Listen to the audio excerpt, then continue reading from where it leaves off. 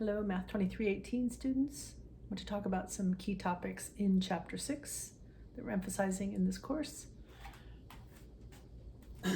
This video will talk about definition and examples of orthogonal sets of vectors, definition and examples of orthonormal sets, and why you would want a set of orthogonal vectors in the first place, because they always form a linearly independent set, and therefore if the right number of them is there, a basis, right?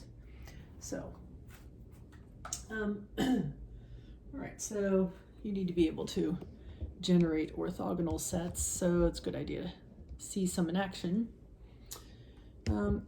Let's look right here. Okay, so an example in R2 would be two vectors that are orthogonal to each other in the Euclidean sense. So that means the inner product is the dot product, right? So 2 plus a negative 2 is 0. Those two are orthogonal. You can see how easy that was to come up with. In R3, it's a little bit more difficult, right? So, excuse me, if I wanted to come up with 3 vectors that were orthogonal to each other, if I go to R3, that gives me enough room and to find 3 orthogonal vectors. So I start, kind of like picking the same kind of thing, making sure that these two are orthogonal to each other. But if you have a set of vectors that has more than 2 vectors in it, you need to make sure that each pair is orthogonal. So I came up with this one, which would be orthogonal to the second one and to the first one. Again, I'm assuming the dot product, inner product here. Okay. Well, what about other vector spaces with other inner products? So your book really likes to use this inner product in P2, or ones like it, where if you talk about 2 polynomials in P2, the inner product, a kind of inner product they use a lot, is to evaluate the 2 functions at a set of points that are, you'll notice in all the examples, the values at which they're evaluating, the xi, are symmetric around the origin, and for good reason, right? Some interesting examples this way. So if we wanted an orthogonal set in P2, here is an example, so you get some idea. If P1 is 4 minus x squared, and P2 is equal to 5x, and we're talking about P2 with this inner product, you'll notice that the inner product of P1 and P2, well, let's see, f is going to, this function f, 4 minus x squared, has values, so 4 minus 1, or 3, 4, and 4 minus 1, 3. So those are in red. Those are the values of f at those xi. And the g, I've underlined those in blue. You can see if g is P2 of x, 5x, then at negative 1, that's a negative 5, 0, it's 0, and at 1, it's 5. And you'll notice, oh, how convenient that is. Okay, first of all, we're getting a 0 here in the middle, and these two are opposite in sign. So it might seem a bit cooked up. Well, yes. In fact, if you let one of the functions be an even polynomial in P2, and the other one be an odd, then you're going to get, with this particular inner product, that their inner product is 0. So let me remind you of the properties of what it means for a function to be even. F is even if f of the opposite of x is equal to f of x, and g is odd if g of the opposite of x is equal to the opposite of g of x. Okay, so that's why if you have an even and an odd polynomial, their inner product is going to be, with this particular inner product, is going to look just like this. These things are going to cancel out. So even and odd polynomials are orthogonal to each other in P2. Okay? And so that makes 4 minus x squared and 5x, those 2 function vectors. They form an orthogonal set in P2. what are orthonormal sets of vectors, right? So it's our second topic, orthonormal sets of vectors.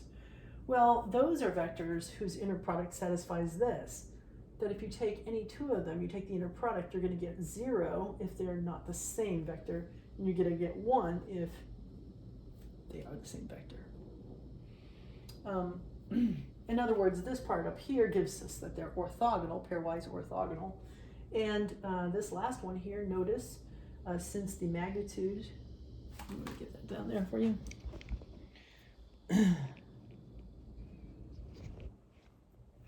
Since the magnitude of a vector is the square root of that vector in an inner product with itself, if this inner product is always equal to 1, the square root of 1 is 1. And so you're getting vectors whose norm is equal to 1. All right, so orthonormal means it's an orthogonal set, all of whose norms are 1. Okay, unit vectors, we would say in R2 or R3. Okay, and unit vectors that are orthogonal, pairwise orthogonal. All right, so what does that look like in P2?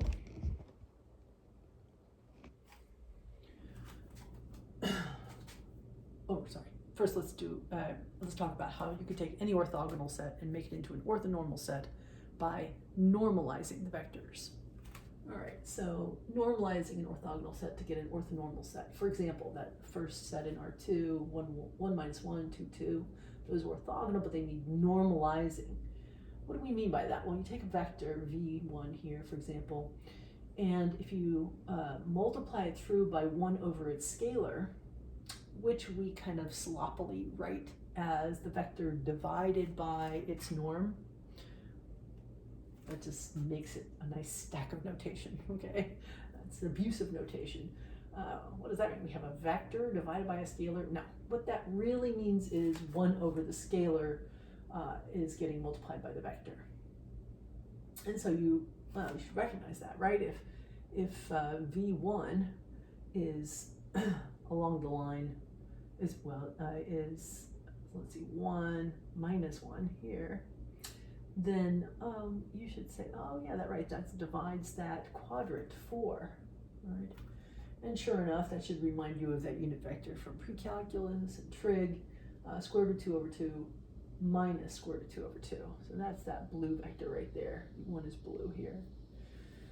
V2, the vector 2, 2. Oh yeah, well, let's see. If I divide it by its norm, which is 2 times the square root of 2, I get 1 over the square root of 2. Oh, sorry, let's distribute that 1/2 through there and bring those down to 1s. You could write it this way, but somebody out there doesn't like us to have square roots in the denominator, so you would rationalize it and write it this way. Square root of 2 over 2, square root of 2 over 2. Yeah, that's that unit vector that's associated with pi over 4 in the first quadrant. And so if that's plus pi over 4 and that's minus pi over 4, that's a whole pi over 2 apart. So that goes with along with our idea of orthogonal in R2, using the Euclidean inner product. What about these guys? This example of these 3 vectors, they can be normalized as an orthogonal set. Yeah, just multiply them through by 1 over their norm, right? So you could write it this way, but you should rationalize that radical and simplify as much as you can. So this became, if you distribute that 1/2 through here, that was 1 over the square root of 2 times 1, negative 2, 0. And 1 over the square root of 2 has to be rewritten, rationalized as square root of 2 over 2.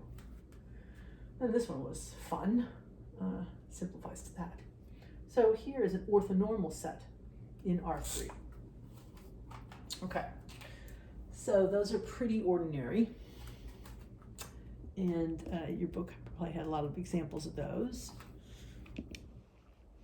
How about if we're looking in P2 with that inner product defined above? So you'll notice that whenever we're talking about whether a set of vectors is orthogonal or not, we have to make sure everybody knows what inner product we're talking about. So normalizing those two vectors, P1 and P2, from example C over here. Remember, those were orthogonal set. 4 minus x squared, 5x were orthogonal to each other because one is even, the other one's odd.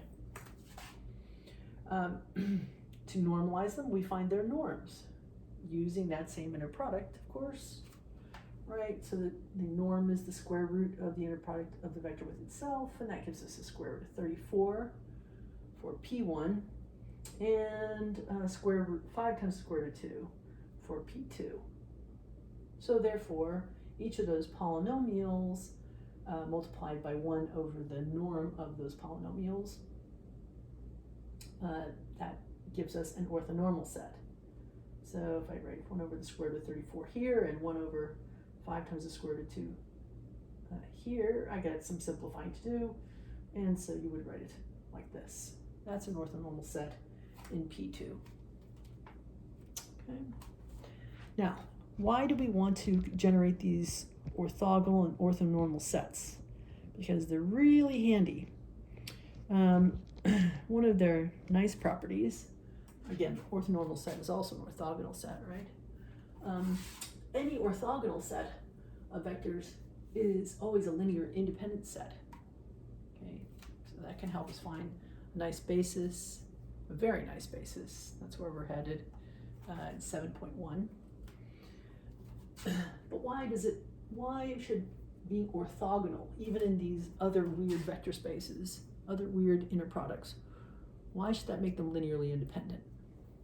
Well, basically because all these operators are nice and linear. That's why it happens, but let's see what that looks like.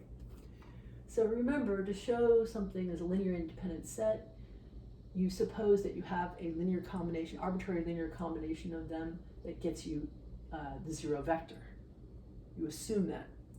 And what you have to prove in the end is that all those coefficients must be equal to 0.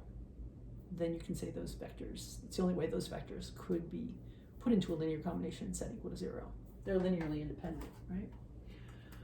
Well, first of all, notice that the 0 vector with any vector in a vector space is going to give you the 0 scalar. Inner product of any 0 vector with any other vector. So the 0 vector is orthogonal to everybody else. Not terribly useful, but it is a fact.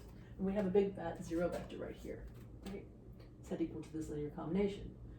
So if I substitute in for that 0 vector, if I leave that there, but I substitute in for an arbitrary vector W in the vector space, one of these Vj from this linearly independent set, the theorem still holds, right? The inner product of any vector, including this one with the 0 vector, gives us 0 scalar.